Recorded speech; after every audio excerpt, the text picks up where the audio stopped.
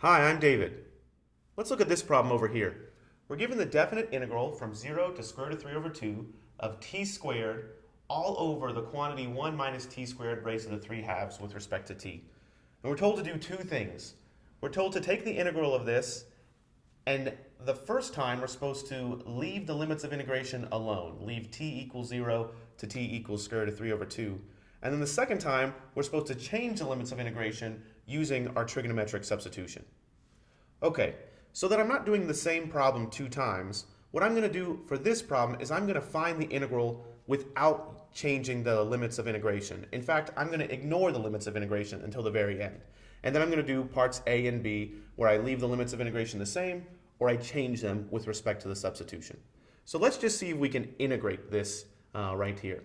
Well, if we're going to find this integral, we need to do some sort of substitution, and that should be pretty apparent because you might try a u equal 1 minus t squared, but then du would be 2t or negative 2t dt, and I almost have a 2t, but it's a t squared, so that won't work. So I've got to use some sort of trigonometric substitution. So if I'm going to do that, the focus is this 1 minus t squared. And whenever I have a squared minus u squared, that type of form, my trigonometric substitution should involve a sine theta.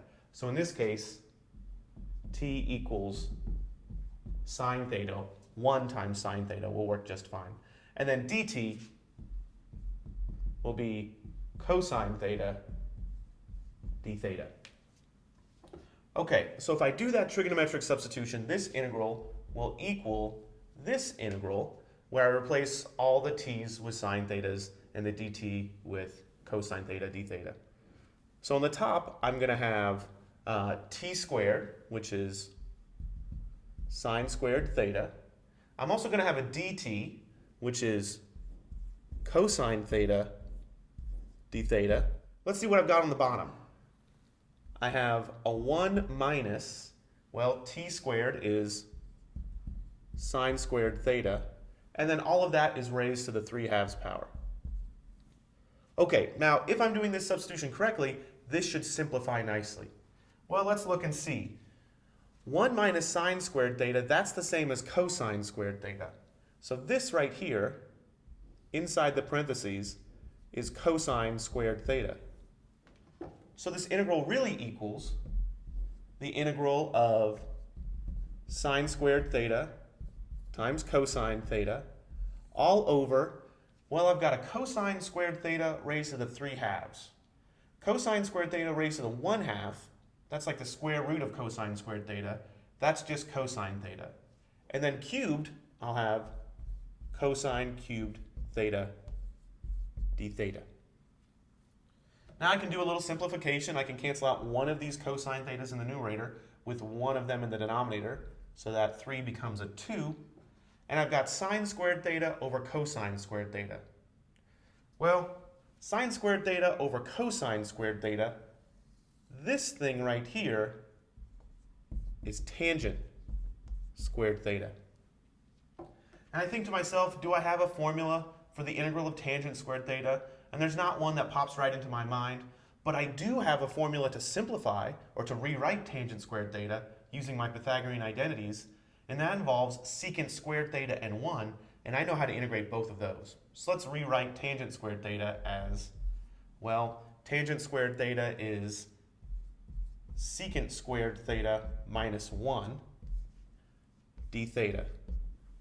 Now I can finally integrate this, now that I've gotten a form, because I know the integral of secant squared theta is just tangent theta. And I know the integral of 1 with respect to theta is theta. Okay, when I was doing this problem, I left all these limits of integration blank. Right? There's nothing there. There's nothing in here. They're all blank. So now I want to go through and finish this problem using the two strategies that they said. I want to finish this problem using limits of integration that were prescribed to me, t equals 0 to t equals square root of 3 over 2. And then I want to do this problem using the limits of integration that are changed based on my trigonometric substitution. Okay, so I'll start doing this in a different color. I'll start doing this in green now that I'm kind of splitting it up. if I want to plug in t equals 0 to t equals square root of 3 over 2, then I'm going to have something that looks like this. This will be evaluated from t equals 0 to t equals square root of 3 over 2. Now, my answer is in the form of theta, but I need to get it back in terms of t. So in order to do that, I have to know what tangent theta is in terms of t. Well, I'll have to draw a little right triangle and figure out how theta and t are related to each other. So I'll draw a right triangle, and I'll put theta right here. And I know that sine of theta is t, or t over 1. T opposite over hypotenuse, so that's t over 1. So I can figure out the third side of this triangle. It's, using the Pythagorean Theorem, 1 squared minus t squared, all under the square root, or 1 minus t squared under the square root. And I kind of like seeing a 1 minus t squared here because I have a 1 minus t squared in my original problem. And I'd expect to see something like that show up in my answer. Okay, now that I have this triangle, I can figure out what tangent theta really is. Well, tangent theta is opposite over adjacent, so this would be t over the square root of 1 minus t squared. Minus, well, theta, I can figure out what that is because I know that sine of theta equals t, so theta must equal arcsine of t. And this whole thing is evaluated now from 0 to square root of 3 over 2. I don't need to write t equals 0 to t equals square root of 3 over 2 because my variable now is t. Okay, the last thing I need to do is I need to plug in these values. So let's see what I get. This is equal to, if I plug in square root of 3 over 2, I'll have square root of 3 over 2 all over the square root of 1 minus, well, what's the square root of 3 over 2 squared? Well, 3 squared, or square root of 3 squared is just 3, and 2 squared is 4, so that would be 3/4. Minus, what's arcsine of square root of 3 over 2? Well, that's saying sine of what gives me square root of 3 over 2? That's pi over 3. Sine of pi over 3 gives me square root of 3 over 2. Minus, what happens when I plug in 0? Well, it's pretty easy to see that if I plug in 0 into t over the square root of 1 minus t squared, I get 0 over 1, which is just 0. And then arcsine of 0, well, sine of what gives me 0? Sine of 0 gives me 0. So that's just 0. So my final answer, let's simplify this a little bit, is I have a square root of 3 over 2. I have, on the denominator, a square root of 1/4. Square root of 1/4. That's the same as 1 over, well, the square root of 1/4 is 1/2 minus pi over 3. This 1/2 and the 2 can cancel out. This 1/2 right here and the 2 multiply to give me 1. So I really just have the square root of 3 minus pi over 3. And that's my final answer. Well, now let's try to do this a different way. Let's try to do it using a change of limits. Instead of plugging back in for t, let's try to change my limits. So what does that mean? That means that, well, if t equals sine of theta, what should theta be?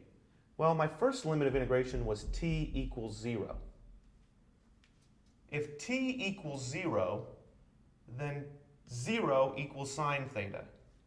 Well, then theta would equal 0. Sine of 0 gives me a 0. Well, if t equals square root of 3 over 2, I'm asking the same question. Square root of 3 over 2 equals sine of what? Well, theta must equal pi over 3.